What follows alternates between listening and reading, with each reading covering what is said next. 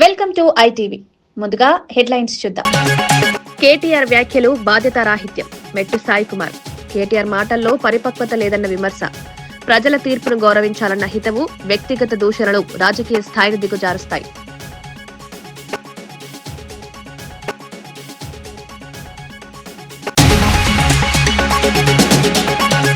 అరికెప్పుడు గాంధీపై కేటీఆర్ తీవ్ర వ్యాఖ్యలు. పేరు గాంధీ కానీ పనులు గాడ్సేలా. ఎమ్మెల్యే పదవికి రాజీనామా చేసి ఎన్నికలకు రమ్మన్న సవాల్. అధికార బలంతో రాజకీయ దౌర్జన్యం సరికాదన్న వ్యాఖ్య.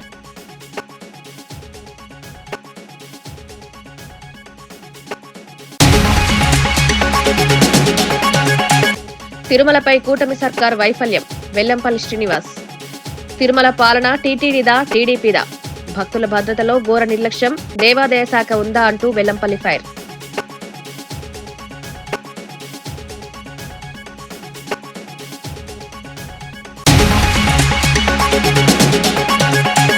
యాంకర్ మైక్ ఇవ్వబోతే దండం పెట్టి వద్దన్న నటుడు శివాజీ. పాజిటివ్ టాక్ రావడంతో దండోరా చిత్ర బృందం సక్సెస్ మీట్.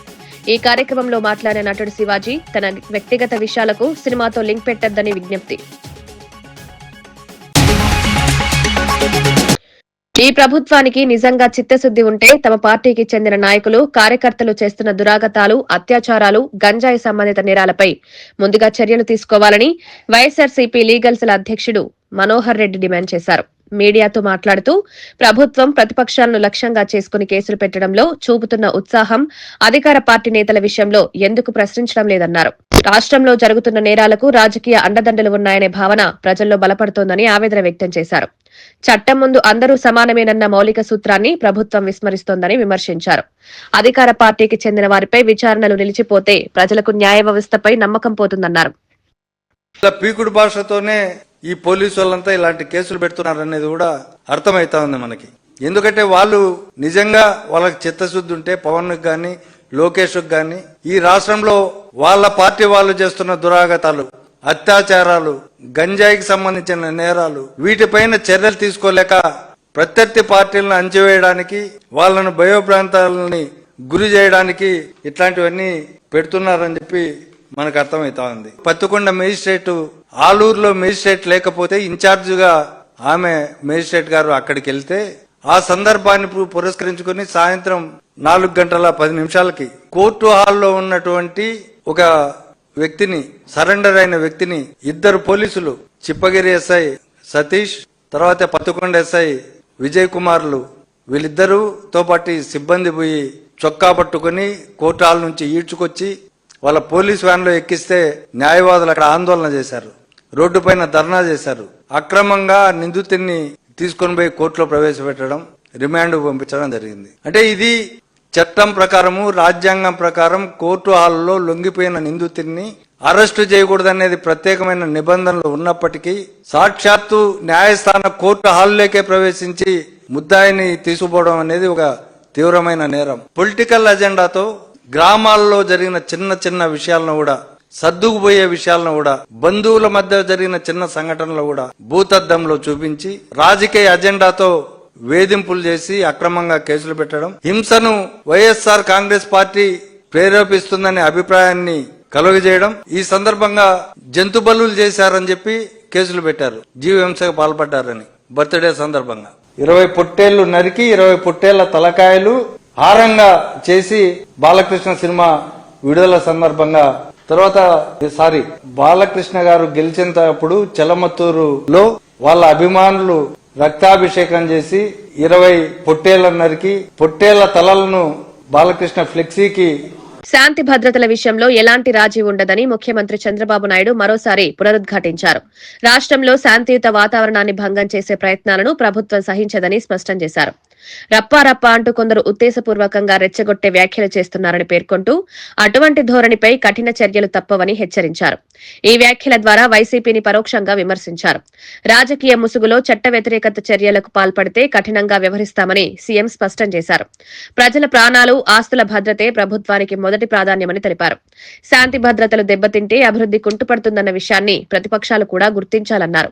రాష్ట్రంలో పెట్టుబడులు, ఉపాధి అవకాశాలు పెరగాలంటే ప్రశాంత వాతావరణం అవసరమన్నారు.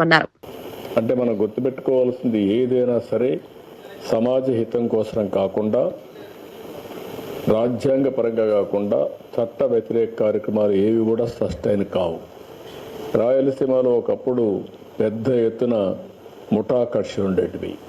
ఒకరినొకరు చంపుకునేవాళ్ళు, ఆధిపత్యం కోసం పోరాడారు. అలాంటివి కూడా ఆ రోజు చాలా స్పష్టంగా ఫైట్ చేశాం. ముఠా కక్షలను అణిచివేయడమే కాకుండా ముఠా కక్షల్ని పూర్తిగా కంట్రోల్ చేసి నార్మల్కి తీసుకొచ్చాం. ఆ విషయం కూడా మనందరం గుర్తుపెట్టుకోవాల్సిన అవసరం. ఆ సందర్భంలో మా పార్టీ వాళ్ళు, తెలుగుదేశం పార్టీ లీడర్స్ అయినా వాళ్ళను కూడా అరెస్ట్ చేశాను.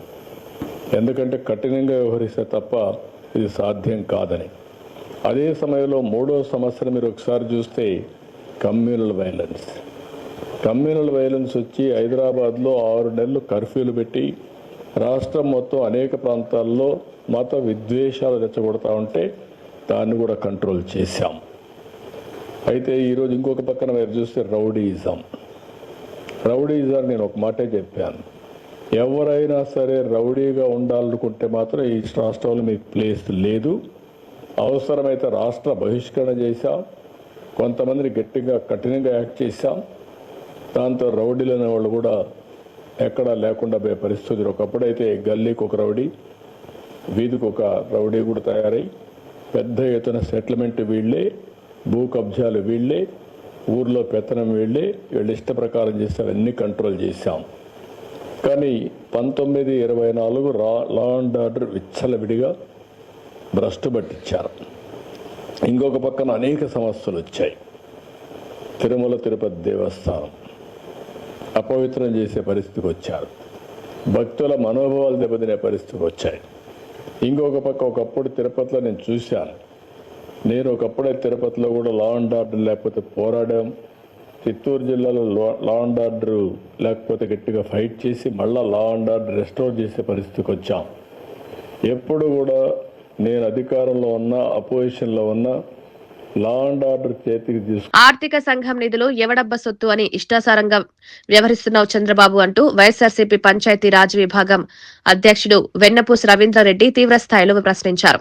స్థానిక సంస్థలకు రాజ్యాంగబద్దంగా రావాల్సిన ఆర్థిక సంఘం నిధులను ముఖ్యమంత్రి నారా చంద్రబాబు నాయుడు ప్రభుత్వం దారి మళ్లిస్తోందని ఆరోపించారు. ఈ చర్యలకు నిరసనగా రాష్ట్ర వ్యాప్తంగా సర్పంచ్లు పెద్ద ఎత్తున ఆందోళనలు చేపట్టారన్నారు. గ్రామాల అభివృద్ధికి వినియోగించాల్సిన నిధులను అడ్డుకోవడం వల్ల పల్లెల్లో మౌలిక సదుపాయాలు కుంటుపడుతున్నాయని ఆవేదన వ్యక్తం చేశారు. గతంలో ఇదే విధంగా నిధుల విషయంలో వ్యవహరించినప్పుడు కేంద్ర ప్రభుత్వం కూడా చంద్రబాబును తీవ్రంగా హెచ్చరించిందని గుర్తు చేశారు. పేపరు జగన్మోహన్ రెడ్డి గారిది కాబట్టి ఈ ప్రభుత్వం మీద దుమ్మెత్తి పోస్తుందని చెప్పేసి ఇదే కుహనా తెలుగుదేశం పార్టీ నాయకులు కావచ్చు, కూటమి నేతలు కావచ్చు ఆరోపిస్తారు. ఇది ఈనాడు పేపర్. అంటే కూటమి ప్రభుత్వము ఏదైతే వాళ్ళు చట్టబద్ధంగా భావించేటువంటి పేపరు ఈనాడు. ఆర్థిక సంఘం నిధుల వినియోగం ఆపండి, పంచాయతీలకు అధికారుల ఆదేశాలు. ఈ సందర్భంగా నేను ఒక్కటి ఈ కూటమి ప్రభుత్వాన్ని నేను అడుగుతానా, ఏమయ్యా చంద్రబాబు నాయుడు, పవన్ కళ్యాణ్, ఈ నిధులు ఏమైనా మీ అబ్బ గంట అని చెప్పి నేను అడుగుతా ఉన్నా.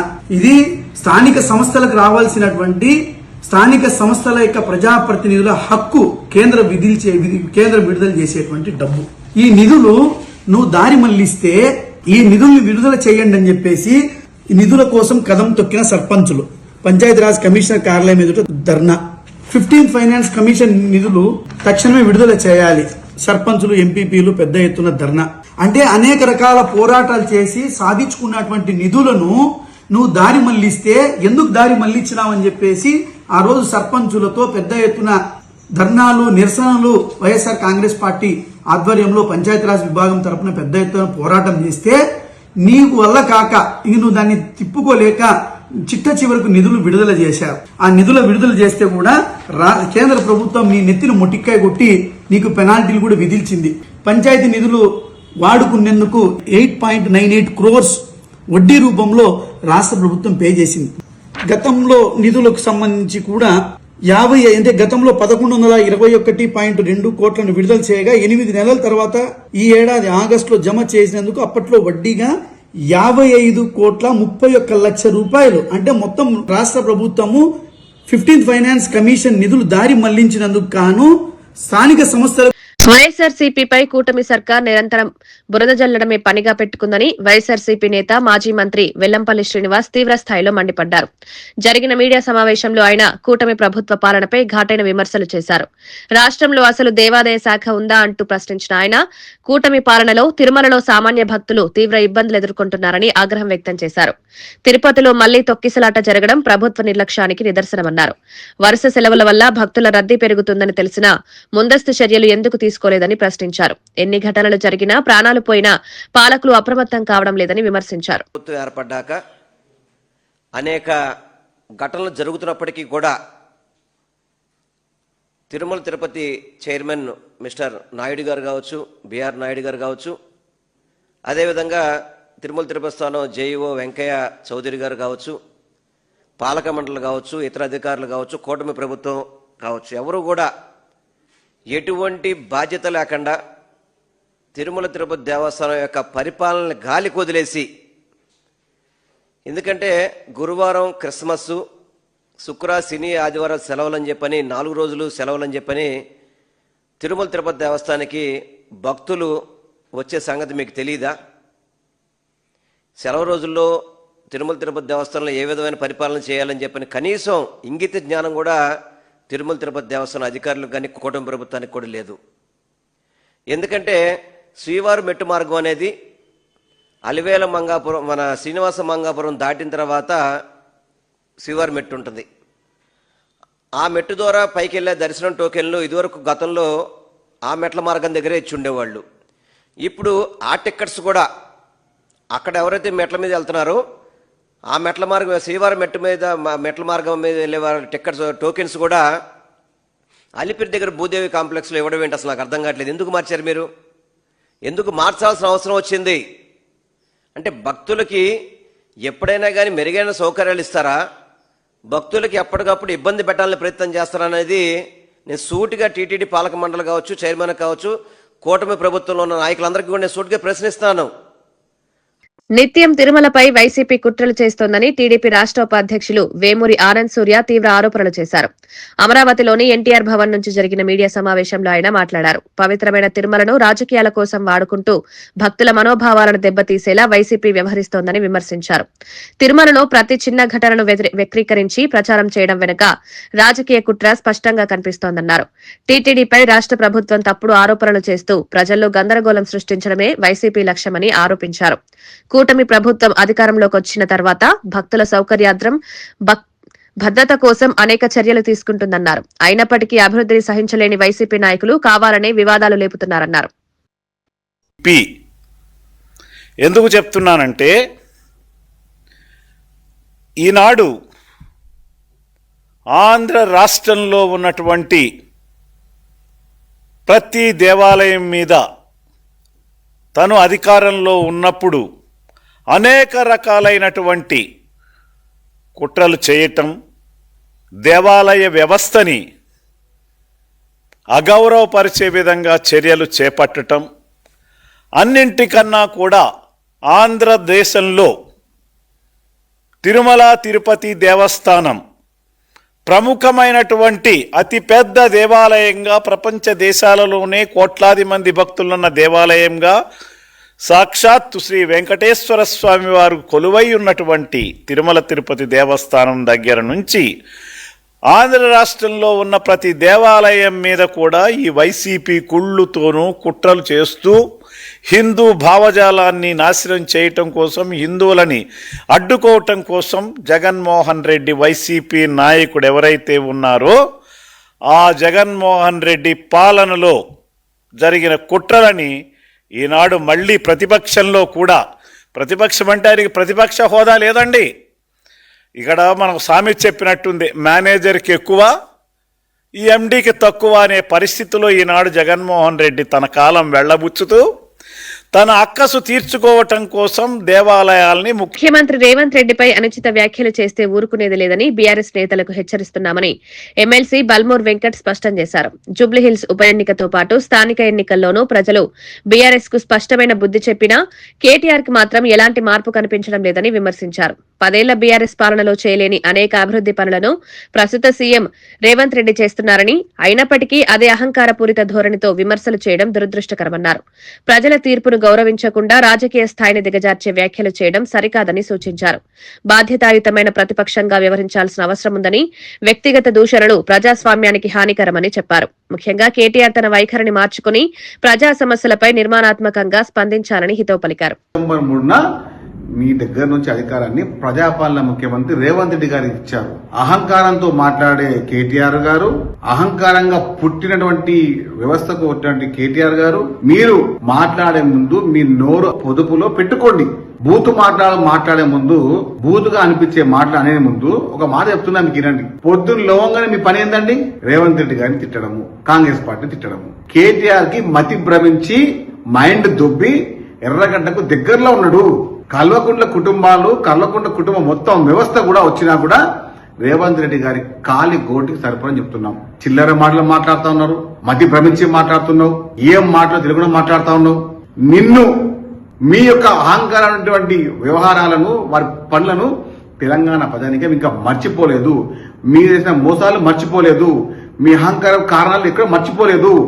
తెలంగాణ ప్రజలు కల్వకుంట్ల కుటుంబాన్ని, బీఆర్ఎస్ పార్టీని చెప్పుతో కొట్టిరు. 2 చెంపలు వాయించే విధంగా మిమ్మల్ని చెప్పులతో కొట్టి తెలంగాణ ప్రజలు మిమ్మల్ని తరిమి కొట్టిరని చెప్పి మర్చిపోకండి. ఖబర్దార్ కేటీఆర్ గారు, మీ యొక్క స్థాయి దగ్గర మాట్లాడండి. ముఖ్యమంత్రి రేవంత్ రెడ్డి గారి వైసీపీ పాలనలో గ్రామీణాభివృద్ధికి పూర్తిస్థాయి గ్రహణం పట్టిందని ఎమ్మెల్సీ ఆలపాటి రాజేంద్ర ప్రసాద్ తీవ్ర విమర్శలు చేశారు. అమరావతిలోని ఎన్టీఆర్ భవన్ నుంచి జరిగిన మీడియా సమావేశంలో ఆయన మాట్లాడారు. గ్రామాల్లో మౌలిక సదుపాయాలు పూర్తిగా క్షీణించాయని, రహదారులు, డ్రైనేజ్, తాగునీరు వంటి కనీస అవసరాలకు వైసీపీ ప్రభుత్వం పట్టించుకోలేదని ఆరోపించారు. పంచాయతీలకు రావాల్సిన నిధులను సక్రమంగా విడుదల చేయకపోవడంతో గ్రామ పాలన అస్తవ్యస్తమైందన్నారు.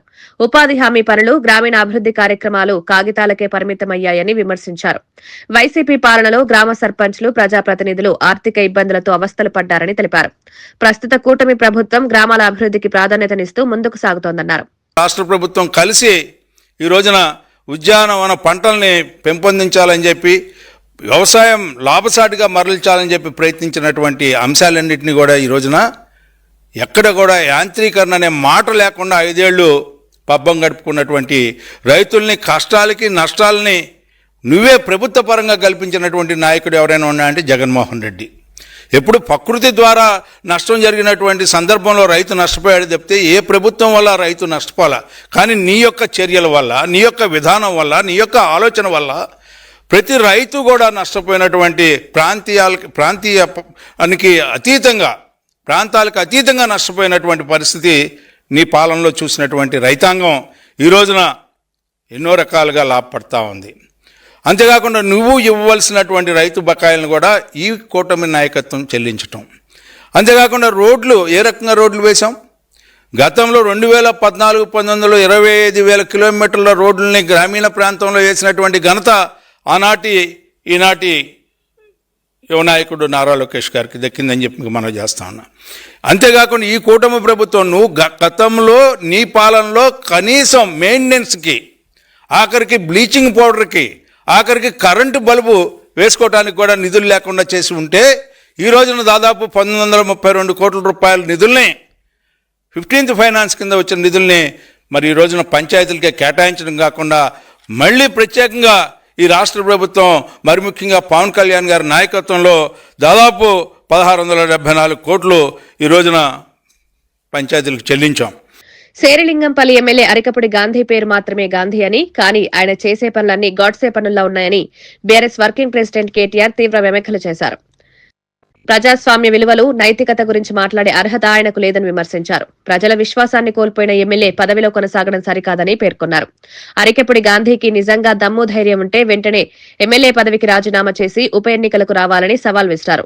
ప్రజలే ఎవరి వైపు ఉన్నారో తేల్చుతారన్నారు. అధికార బలంతో రాజకీయంగా కాపాడుకునే ప్రయత్నాలు చేయడం సరికాదని సూచించారు. ప్రజల మధ్యకి వచ్చి నేరుగా ఎన్నికను ఎదుర్కోవాలని, అప్పుడే నిజమైన ప్రజాస్వామ్యం నిలబడుతుందని కేటీఆర్ వ్యాఖ్యానించారు. స్పీకర్ గారికేమో మేము బీఆర్ఎస్ పార్టీ అని ఉత్తరం రాస్తున్నారు, బయటనేమో కాంగ్రెస్ కండువాలు వేసుకొని తిరుగుతున్నారు. ఇక స్పీకర్ గారేమో కన్నులుండి చూడలేని ధృతరాష్ట్రుడు అయిపోయింది పాపం. ఆయన కనబడతలేదంట. గాంధీ కాంగ్రెస్ లో తిరిగేది మీ అందరికీ తెలుసు గల్లీలలో అని స్పీకర్ కు తెలుస్తలేదంట. గాంధీ మంచోడు, చాలా మంచోడు, ఆయన బీఆర్ఎస్ పార్టీలోనే ఉన్నాను అన్నాడు. మరి బీఆర్ఎస్ పార్టీలు ఉంటే ఇలా బీఆర్ఎస్ పార్టీలో అనిల్ రెడ్డి చేరుతుంటే మరి గాంధీ ఏడి ఉండాలి కదా, ఇక్కడ లోకల్ ఎమ్మెల్యే అంటాడు. నిజంగా మన పార్టీలు ఉంటే ఇక్కడ ఉండాలి కదా. ఎట్లుందంటే ఇలా పరిస్థితి. ఇప్పుడు మనుషులలో 2 రకాలు ఉంటారు, అయితే లేడీస్ ఆడోళ్ళు లేదా మొగోళ్ళు. మరి ఇప్పుడు మీ ఎమ్మెల్యే ఆడనా మొగనా మాకైతే అర్థమైతలేదు. ఏమిటిది ఆయన? ఏ పార్టీ? కాంగ్రెసా బీఆర్ఎస్? చెప్పుకొని గంత భయం ఏంది? ఏమైతుంది? ఎక్కువ పదవి పోతుంది, పోతే ఎలక్షన్ కోదాంపా. మరి నువ్వు ఇంతపాటు సిపాయి అయితే నీ ఇచ్చా నువ్వే నీ సొంత ఫేస్ వాల్యూ మీద గెలిచుంటే రా శేర్లింగంపల్లి రా చూసుకుందాం. మళ్ళా వచ్చి రాజీనామా పెట్టి నిలబడు, ఎలక్షన్లో తెలుస్తుంది శేర్లింగంపల్లి జనం కేసీఆర్ దిక్కున్నారా నీ దిక్కున్నారని చెప్తాంపా. ఈ చేతగానోళ్ళు 10 మంది సిగ్గులేనోళ్ళు మీరు గెలిపిస్తే అందులో పోయి జొర్రిను. పోనీ సొరితే అందులో జొరినమని చెప్పొచ్చు కదా. భయం అవుతుంది, ఎందుకంటే చెప్తే పదవి పోతుంది. సిగ్గు లేకుండా మరి ఆ పదవి విడిచిపెట్టకుండా ఇవాళ దిక్కుమాలిన రాజకీయం చేసి ఆఖరికి ఫంక్షన్ హాల్ కిరాయికి తీసుకొని అక్కడికి వస్తాం ఆల్విన్ కాలనీ కంటే నీకెందుకు భయం అవుతుంది? అందుకే నేను మిమ్మల్ని కోరేది, మీ తమ్ముడు అనిల్ రెడ్డి, సతీష్ రావు ఆల్విన్ కాలనీలో బ్రహ్మాండంగా కలిసి పనిచేయాలని చెప్పి నేను కోరుతున్నా. రేపు 24 డివిజన్లు అయినాయి శేర్లింగంపల్లిలో. 24 డివిజన్లు, 24 ఒక్కటి పళ్ళు పోకుండా గెలిపించే బాధ్యత మీరు తీసుకోండి. కరెక్ట్ మనుషులకు టికెట్ ఇచ్చే బాధ్యత పార్టీగా మేము తీసుకుంటాం. మీ ప్రేమ అభిమానాలు తనకు ఎంతటి ప్రోత్సాహమో చెప్తూ నటుడు నవీన్ పోలిశెట్టి భావోద్వేగ వ్యాఖ్యలు చేశారు. ప్రేక్షకుల ఆదరణ చూసిన తర్వాత తనను మళ్లీ 0 నుంచి మొదలు పెట్టమన్నా సిద్దమేనని స్పష్టం చేశారు. కెరీర్లో ఎదుగుదలకు అభిమానులే నిజమైన బలమని పేర్కొన్నారు. తమ ప్రేమే తనకు ప్రేరణగా మారిందని, అదే ఉత్సాహంతో మరింత మంచి పాత్రలు చేయడానికి సిద్దంగా ఉన్నారని తెలిపారు. విజయం అపజయం రెండింటినీ సమానంగా స్వీకరించి ముందుకు సాగాలన్నదే తన ఆలోచనగా చెప్పారు. సో మా పేరెంట్స్కి ఏంటంటే ఒక డిసప్పాయింట్మెంట్ ఉండేది. ఎన్ఐటీలో ఇంజనీరింగ్ చేసి జాబ్ మానేసి బెంగళూరుకి వెళ్ళి థియేటర్లో ప్లేస్ చేయడానికి ట్రై చేస్తున్నాడు ఏంటి, బాంబేలో ఆడిషన్స్ ఇస్తున్నాడు ఏంటి అని ఒక మధ్యతరగతి కుటుంబాల్లో ఎలా ఉంటుందంటే ఒక భయము, ఒక నిరాశ, ఒక వెరీ వెరీ సాడ్ ఫేజ్ ఉంటుంది అది లైఫ్లో. అందరూ పక్కన వాళ్ళందరూ గ్రో అవుతూ ఉంటారు. సో ఆ వీడియోలో మీరు ఆ కన్నీళ్ళు, ఆ డిసప్పాయింట్మెంట్, ఆ రిజెక్షన్, ఆ అమ్మ నాన్నతో జరిగే గొడవలు, సొసైటీతో మనం చేస్తున్న స్ట్రగుల్స్, బ్యాంక్లో అకౌంట్లో డబ్బులు లేకపోయే పీరియడ్, ఉండడానికి రూమ్ లేకపోవడం, ఎవరన్నా ఫ్రెండ్ని అడగాలంటే ఇబ్బందిగా ఉండడం, ఇవన్నీ ఆ వీడియోలో మీకు కనపడవు.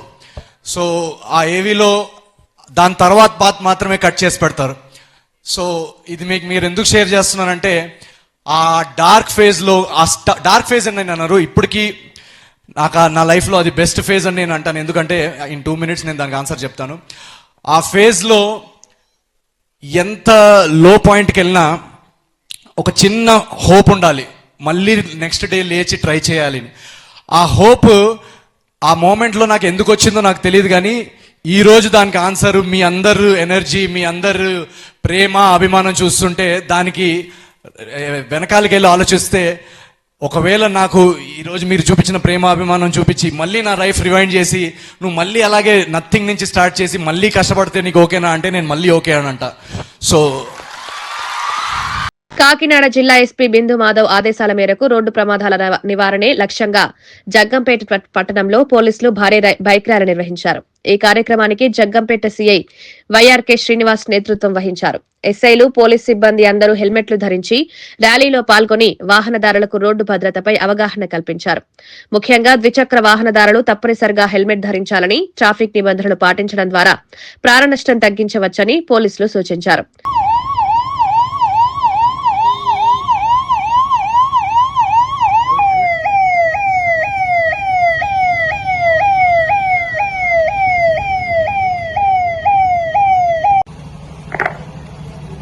మేమంతా కూడా హెల్మెట్ ధరిస్తున్నాం. మీరు కూడా 2 వీలర్స్ వెళ్ళినప్పుడు ఖచ్చితంగా హెల్మెట్ ధరించండి. తలకి గాయం ఉంటే చాలా ప్రాణాలకి చాలా అపాయం. అలాగే ఈ రోడ్డు ప్రమాదాల్లో మృతుల సంఖ్య తగ్గించాలంటే ప్రతి ఒక్కరూ కూడా ఖచ్చితంగా హెల్మెట్ ధరించాలి. బిందుమాధవ్ ఐపీఎస్ గారు 2025లో రోడ్డు ప్రమాదాల మరణాలని అలాగే గాయపడిన వాళ్ళని బాగా తగ్గించడం జరిగింది. 26లో మరింత తగ్గించాలని చెప్పేసి అన్ని చర్యలు ప్రజల్లో అవేర్నెస్ క్రియేట్ చేయడం ద్వారా, ప్రతి ఒక్కరు హెల్మెట్ ధరించడం ద్వారా ప్రాణాల పోకుండా కాపాడాలని చెప్పేసి అవేర్నెస్ క్రియేట్ చేయాలని ఆదేశాల మేరకు ఈరోజు జగ్గంపేట సర్కిల్లో ఎస్ఐ అయినటువంటి గండేపల్లి ఎస్ఐ గారు శివనాగబాబు, కెల్లంపూడి ఎస్ఐ గారు జి సతీష్ గారు, అలాగే జగ్గంపేట ఎస్ఐ గారు రఘునందబాబు గారు మేమంతా కూడా మా సిబ్బందితో హెల్మెట్ ర్యాలీ నిర్వహించడం జరిగింది. గత సంవత్సరంతో పోలిస్తే 24తో పోలిస్తే 25లో రోడ్డు ప్రమాదాల సంఖ్య, అలాగే మరణాల సంఖ్య, గాయపడిన వారి సంఖ్య బాగా తగ్గింది.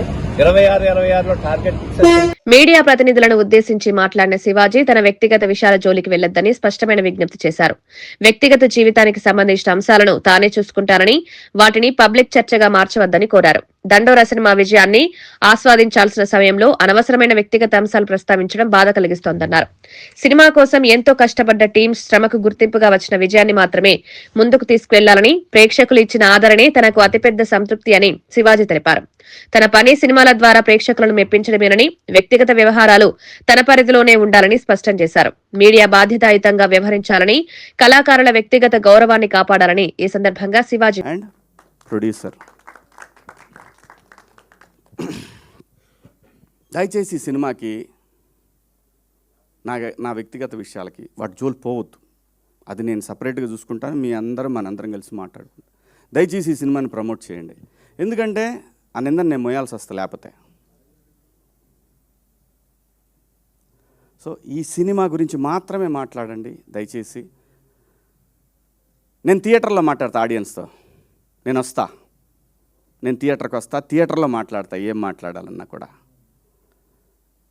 ఒక మంచి సినిమా చేసినప్పుడు ఎంతైతే షూటింగ్లో కష్టం ఉందో ఈ సినిమాని నిలబెట్టుకోవాల్సిన బాధ్యత ప్రతి ఒక్క ఆర్టిస్ట్కి ఉంది. కాబట్టి మా అందరికీ డబ్బులు ఇచ్చి మా అందరినీ బాగా చూసుకున్న ఆ ప్రొడ్యూసర్ నిలబడి 10 సినిమాలు చేయాలి. ఎందుకంటే చాలా టేస్ట్ ఉన్న ప్రొడ్యూసర్ ఆయన. 10 సినిమాలు చేసే సత్తా తన దగ్గర ఉంది. మీ అందరి సపోర్ట్ కావాలి. ముఖ్యంగా జర్నలిస్ట్ మిత్రులు మీ అందరి సపోర్ట్ ఈ సినిమాకు ఉండాలని కోరుకుంటూ మీ అందరి దగ్గర సెలవు తీసుకుంటున్నా. థ్యాంక్ యూ సో మచ్ అండి. వార్తలు ముగించే ముందు ముఖ్యాంశాలు మరోసారి. కేటీఆర్ వ్యాఖ్యలు బాధ్యతారాహిత్యం, మెట్టు సాయి కుమార్. కేటీఆర్ మాటల్లో పరిపక్వత లేదన్న విమర్శ. ప్రజల తీర్పును గౌరవించాలన్న హితవు, వ్యక్తిగత దూషణలు రాజకీయ స్థాయిని దిగజారుస్తాయి.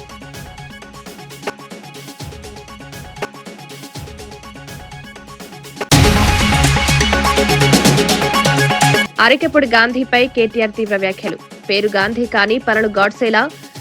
ఎమ్మెల్యే పదవికి రాజీనామా చేసి ఎన్నికలకు రమ్మన్న సవాల్. అధికార బలంతో రాజకీయ దౌర్జన్యం సరికాదన్న వ్యాఖ్య.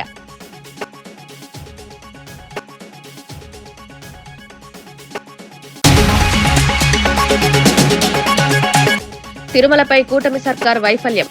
వెల్లంపల్లి శ్రీనివాస్. తిరుమల పాలన టీటీడీదా టీడీపీదా? భక్తుల భద్రతలో ఘోర నిర్లక్ష్యం. దేవాదాయ శాఖ ఉందా అంటూ వెల్లంపల్లి ఫైర్.